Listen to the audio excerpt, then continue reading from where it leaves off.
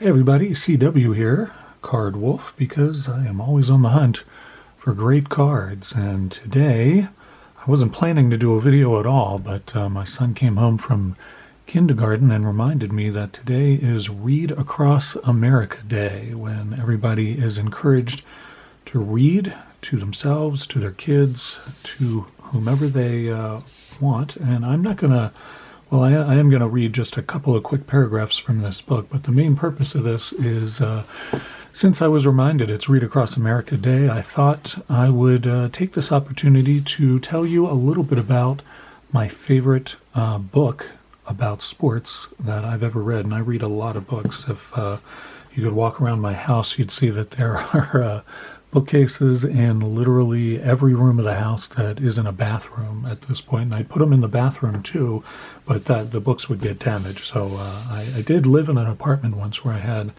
a bookcase in the bathroom, and I just put the cheap paperbacks on there that I didn't care about. But I don't really have many of those anymore. Most of what I have are books that I care about because I've moved so many times, and my wife and I love books so much. We keep them, and we have many, many books. So reading is really important to our family. And when it comes to sports books, I've read quite a lot of them.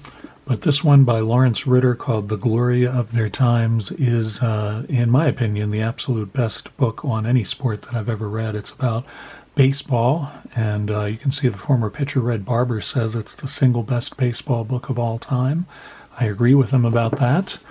You can see Ted Williams says the day I finished reading it, I started reading it all over again. And I think I probably did too the first time I read this all the way through.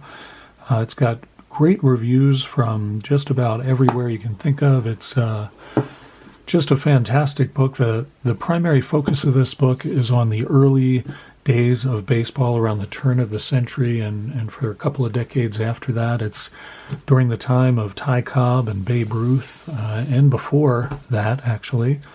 And, I know a lot of you are looking at this and thinking, well, who cares about that? It's old-timey baseball. That's not really interesting to me. I don't collect vintage, and I don't really follow any of that or know about those players. And I totally hear where you're coming from. And even if that's true, you will like this book. I promise you. It's that good. It's about baseball, but it's also about our country. It's about America, and you learn a lot about what life was really like then, what baseball was really like then. You learn a lot of that just reading this book, and to give you a better understanding of what it's about. And it has, it's not just text. It's also got a lot of great black and white photographs, and you can see I've got bookmarks in here, and I've read this book probably 4 or 5 times at this point. But it's just filled with great stuff. I'm gonna just from the original preface. This is the updated version, which has a second preface as well. But just to give you an idea of what is going on, what is this book about, I just want to read you a couple of paragraphs from here. And this is a preface that the author, Lawrence Ritter, wrote when he originally published this book in the mid-1960s. He says, I first thought of this book back in 1961 when Ty Cobb died in Atlanta at the age of 74. It seemed to me then that someone should do something, and do it quickly, to record for the future the remembrances of a sport that has played such a significant role in American life. Ty Cobb symbolized America from the turn of the century to World War I, perhaps better than any other single figure, just as Babe Ruth symbolized America between the wars, and in so many ways Mantle, Mays, and Koufax do today. It seemed obvious that there was only one way to go about this, and that was to take a tape recorder and go and talk to as many old-time ball players as one could find and ask them what it was like. Of course, there are not so very many of them still alive today who played Major League Baseball as long ago as about 1910. A 25-year-old in 1910 would be over 80 today. Furthermore, I did not know where they were and what kind of people they would be or how they would receive me, a person who had never been professionally involved in baseball in any way. Since then, I've traveled over 75,000 miles throughout the United States and Canada and spent countless hours reliving the legend that baseball in the early decades of the century has come to be. And that's all I'll read from it.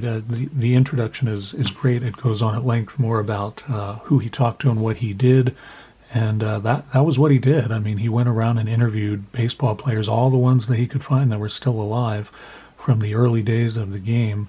And what is reprinted here are all of those stories that those players told him. It's not an interview format. It's just those players talking about their experiences in baseball and just being in the majors and in America at that time. And I'll show you the table of contents too, so you can get a sense of who some of these players were. There are several Hall of Famers in here, many players that you probably have heard of. Hank Greenberg, Paul Waner, Babe Herman, Ed Rausch, Goose Goslin, Lefty O'Doul, Sam Crawford, Rube Marquard. Just a long list of players, many of whom you've heard of, some of whom you haven't, but I can tell you this is a great book. It gives you a real look at what baseball was really like back then, and these players talk about the game. It's especially significant to me because I'm pretty old, but I don't remember any of this. I wasn't alive for that. I'm not quite that old, but I do remember my grandfather was alive for all of this, and I do remember my grandfather used to tell me countless stories about what baseball was like and what those old players were like. And reading this, the language that they use and the way they talk about baseball is the same way that my grandfather used to talk about it. And it's night and day from the way people talk about baseball now. And this book is especially poignant to me, and maybe to some of you it will be too, in light of the ridiculous situation with baseball today, where we have these absurd negotiations that don't seem to be going anywhere and a delay to the baseball season. You read this book and it puts that into an even sharper perspective than ever.